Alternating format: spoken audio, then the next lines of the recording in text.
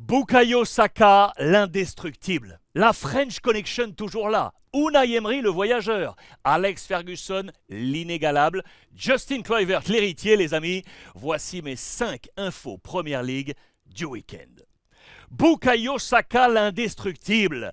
Titulaire dans le 11 de départ d'Arteta ce samedi 26 août face à Fulham, l'Anglais, les amis, est devenu seul détenteur d'un nouveau record chez les Gunners. Écoutez, 83e apparition consécutive en Première Ligue avec le maillot d'Arsenal. Il était jusqu'alors à égalité avec une légende du club, Paul Merson, qui lui avait réalisé 82 apparitions entre 1995 et 1997. Regardez d'ailleurs ce top 10 avec 2 Français présents, Gaël Clichy, qui est top 3 entre 2007 et 2009 avec 78 apparitions, et monsieur Olivier Giroud, saison 15-16, top 10 avec 56 apparitions. C'est une énorme performance pour Bukayo Saka, 21 ans, pur produit de la formation d'Arsenal, 3 journées, 3 titularisations, 100% des minutes jouées et 2 buts, dont l'égalisation ce week-end sur penalty à la 70e minute. Arsenal concède néanmoins le nul,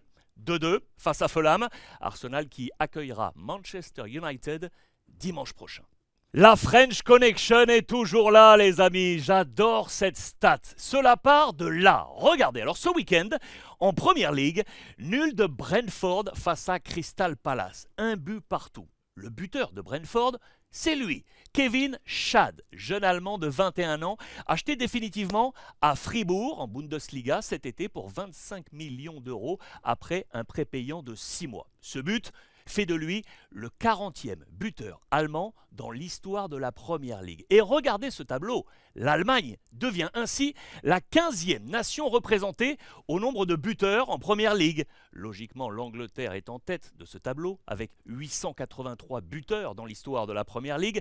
Mais regardez qui est à la 2e place. Cocorico, la France, les amis, avec 129 buteurs différents devant l'Écosse et la République d'Irlande. Alors, est-ce que vous savez qui compose le top 5 de ces 129 buteurs français? Je suis sûr que vous en avez quelques-uns, mais peut-être pas forcément tous. Les voici. Numéro 5, Eric Cantona, 70 buts en Première Ligue. Numéro 4, Louis Saha, 85 buts. Numéro 3, Olivier Giroud, 90 buts. Numéro 2, Nicolas Anelka, 125 buts en Première Ligue. Et le numéro 1, monsieur Thierry Henry, 175 buts. La French Connection est toujours là. Unai Emery, le voyageur. Alors les amis, Aston Villa s'est imposé ce week-end 3-1 à Burnley en Première Ligue. C'est la 7e victoire à l'extérieur de Villa depuis que le coach espagnol a été installé aux commandes il y a 10 mois en novembre 2022. Sur ces 10 mois, regardez, seuls Manchester City et Arsenal font mieux avec 10 victoires à l'extérieur pour Pep Guardiola avec City et 9 pour Mikel Arteta avec Arsenal. Complément d'information avec ce nom d'ailleurs que je voulais vous donner, Ollie Watkins. Regardez, il est dans le 11 de départ d'Unai Emery où apparaissent également les Français. Lucas Digne, passeur décisif pour Moussa Diaby, auteur du 3e but de Villa. Eh bien Watkins, de son côté, a été lui aussi passeur pour l'ouverture du score de Matty Cash. Notez bien, c'est sa 15e assist depuis ses débuts avec Villa en septembre 2020. 15 assists, vous ajoutez à ça 40 buts qu'il a inscrits sur cette même période, ça nous donne une implication sur 55 buts en Première Ligue. Sur cette même période, écoutez bien, seul Harry Kane a fait mieux que lui avec 96 implications. James Maddison est également à 55, mais retenez bien ce nom, Ollie Watkins. Pour poursuivre d'ailleurs le goût du voyage d'Unai Emery, sachez que Villa sera à Liverpool dimanche prochain.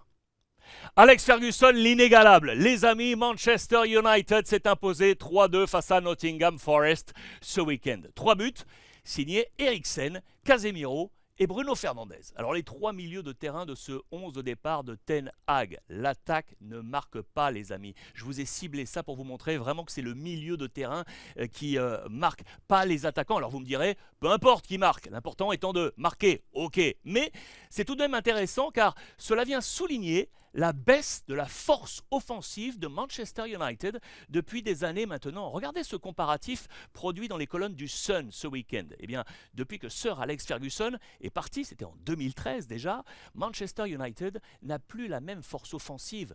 86, 78, 89, 86, regardez, c'est le total de buts marqués sous Alex Ferguson de 2009 à 2013. Ensuite, eh bien regardez, aucun coach pour un minima l'égaler, que ce soit avec David Moyes, Ryan Giggs, Van Gaal, Mourinho, Solskjaer, Carrick, Rangnick et aujourd'hui Ten Hag.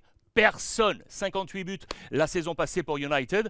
Voilà aussi pourquoi Ten Hag voulait absolument Harry Kane, parti finalement au Bayern Munich. Ok, United en a mis 3 ce week-end, mais vous l'aurez compris, les attaquants devront trouver la bonne formule. Si United aspire au top, les Red Devils seront à Arsenal dimanche prochain.